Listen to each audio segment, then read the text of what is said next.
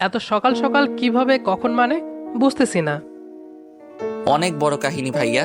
অনেক ক্লান্ত আমি। গোসলখানা কোন দিকে? এই যে এইদিকে, তুই ফ্রেশ হ, নাস্তার সময় হয়ে গেছে। সাব্বির ফ্রেশ হয়ে এসে তোয়ালে দিয়ে শরীর মুছতে মুছতে যেই বাড়ির পিছন দিকটায় গেল, দেখলো একটা মেয়ে দোতলায় হেলান দিয়ে বাইরে তাকিয়ে আছে। দেখে মনে হচ্ছে মন খারাপ। মেয়েটাকে দেখে সাব্বিরের তুহির কথা মনে পড়ল। সাব্বিরের আক্ষেপ হচ্ছে মেয়েটা চলে গেল কেন।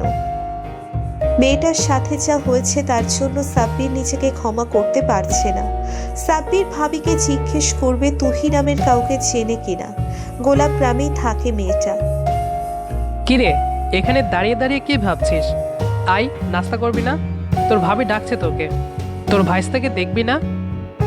হ্যাঁ, দেখবো না মানে? এই জন্যই তো এত কষ্ট করে এলাম। তুমি? সাব্বির খাওয়ার ঘরে যেতেই সবাই সাব্বিরকে আপ্যায়ন করতে লাগলো। সাব্বির খাচ্ছিল, তখনই পাশের চেয়ারে কাউকে দেখে সাব্বিরের গলায় খাবার আটকে গেল। কিরে সাব্বির, আস্তে খা, গলায় আটকে মরবি তো। সাব্বির কথা বলার মুডে নাই, কারণ পাশের চেয়ারে তুহি বসে আছে, এক ধ্যানে খাবারের দিকে তাকিয়ে আছে। সাব্বির নামটা শুনতেই ঘুরে তাকালো, আর সাব্বিরকে দেখে ভ্রুকুচকে তাকিয়ে রইল। কিরে, ওকে চিনিস নি? আমার শালি তুহি, বিয়ের সময় দেখিসনি বোধ হয়। সাব্বির খেয়ে চুপচাপ উঠে গেল। তুহি সাব্বিরকে দিকে তাকিয়েই ছিল। বাড়ির পিছনের সুপারি বাগানে বসে আছে তুহি। তখনই সাব্বির তুহির হাত ধরে টেনে আরো গভীরে নিয়ে গেল। এই মেয়ে, তুমি কি পাগল? হ্যাঁ। আপনি আমার সাথে কথা বলবেন না। আরে বাবা, সরি। এখন রাগ করে কি হবে? যা হওয়ার তো হয়ে গেছে। এখন আমাকে আপনাকে ভুলে যেতে বলবেন, তাই তো? একটা দিব আমি, এই কথা বলছি। দোষ হয়তোবা আমার একটু বেশি, বাট দুজনেই মাতাল ছিলাম। তবে তুমি মন খারাপ করো না। আমি রাতে অনেক মানা করছি, বাট আপনি শুনেছিলেন। সরি তো বাবা। আমি ভাইয়ার সাথে কথা বলে আমাদের ব্যাপারটা মিটমাট করছি। তুমি টেনশন নিও না। আমি অতটা খারাপ ছেলে না। নিজের ভুল শুধরে নেওয়াটা জানি। এইগুলো এখন বলে কোনো লাভ নেই, শুধু ঝামেলা হবে। এটা একটা দুর্ঘটনা ভেবে ভুলে যাব। হয়তো আমার ভাগ্যে এটাই ছিল। পাগল তুমি? একটা মেয়ের সবচেয়ে মূল্যবান সম্পদ তার ইজ্জত। আর আমি যেহেতু সেটা নিয়েছি, তাই তোমার দায়িত্বটাই আমার। ওকে? তুহি ঠোঁট ফুলিয়ে কান্না করতে লাগলো। সাব্বির তুহিকে বুকে টেনে নিল। সন্ধ্যা হয়ে গেছে এখন। সাব্বির ভাবির সাথে বসে আছে নিজের ভাইয়ের ছেলেকে কোলে নিয়ে। বলেন দেবরজি, কি বলার জন্য এসেছেন? ভাবি, তুমিও আছো? চেহারা দেখেই বুঝে ফেলো। আমার একটা মাত্র দেবর, আমি বুঝবো না তো কে বুঝবে? আমার দেবরের গার্লফ্রেন্ড আছে নাকি? ভাবি, একটা কথা বলবো, যদি কিছু মনে না করো। ভেবে নাও তোমার কাছে কিছু চাইবো। কি এমন ব্যাপার দেবরজি? ঠিক আছে তুমি, কোনো সিরিয়াস ব্যাপার না তো? ভাবি, আসলে ব্যাপারটা আমার জন্য অনেক সিরিয়াস। বলো, আমার সাধ্যের মধ্যে থাকলে অবশ্যই সাহায্য করব। না, আগে প্রমিস করো যে দিবে। আচ্ছা প্রমিস। এবার বলো, কি সমস্যা? টাকা লাগবে না অন্য কিছু? তুমিও না ভাবি, টাকা পয়সার অভাব আমার। যেটা চাইবো সেটাই হচ্ছে। সাব্বির কথাটা বলতে যাবে ঠিক তখনই তুহি রুমে আসলো। সাব্বির তুহিকে দেখে কাশি উঠে গেল। এই তুহি, ওকে পানি দে। কি অবস্থা, ঠান্ডা লেগেছে নাকি? এই ঠান্ডা কিভাবে লেগেছে তা আমি ভালো করেই জানি। তুই এইভাবে কথা বলছিস কেন? আমার দেবরকে কি পছন্দ হয় না তোর? যেই তোমার দেবর আমার জানা আছে। এই কথা বলে তুহি রুম থেকে বেরিয়ে গেল। তুহির আবার কি হলো?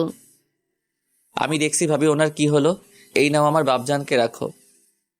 এই কথা বলে সাব্বির বাইরে বের হলো। বাইরে তুহি দাঁড়িয়ে আছে।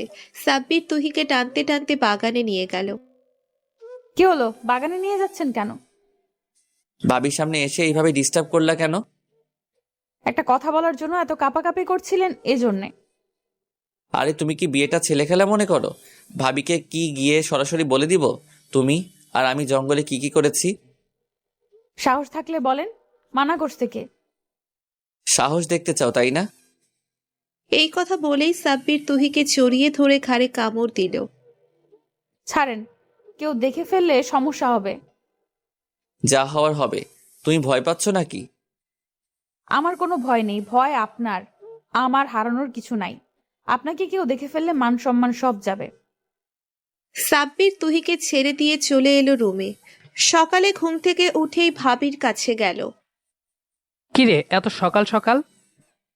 ভাবির সাথে কথা আছে, তুমিও থাকো। কালকে রাতে না বললেই তো চলে গেলে। কি কথা? ভাবি, আমার তোমার বোন তুহিকে অনেক পছন্দ হয়েছে। এখন তুমি কি করবে আমি জানি না। আমার তুহিকে চাই, না হলে এই জীবন গোলাপ গ্রামের নদীতে বিসর্জন দিব। কথাটি বলেই সাব্বির চোখ বন্ধ করে ফেলল। চোখ খুলে দেখলো ভাইয়া ভাবি হাসছে। এটা বলতে এত আমতা আমতা করছিলে? তোর পছন্দ আছে, আমার শালিটাকেই পছন্দ হলো অবশেষে। তোমরা রাগ করনি? রাগ করার কি আছে? তোমার আম্মু তো অনেক আগে থেকেই তুহিকে তোমার জন্য দেখে রেখেছে। আম্মু তুহির কথাই বলেছিল।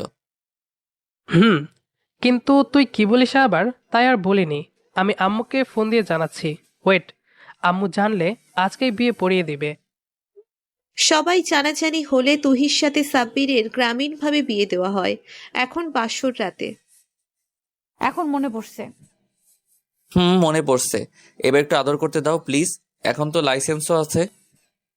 আদর করাটাই বোঝো। কেন, তুমি কি চাও না আমি তোমাকে আদর করি? আমি চাইলেই আর না চাইলেই কি কারোর কিছু আসে যায়? তাহলে এবার একটু আদর করতে দাও। এই তোমার ঠোঁটে তো নরম, আগে জানতাম না তো। আরো অনেক কিছুই নরম, খুঁজে দেখো পেয়ে যাবা।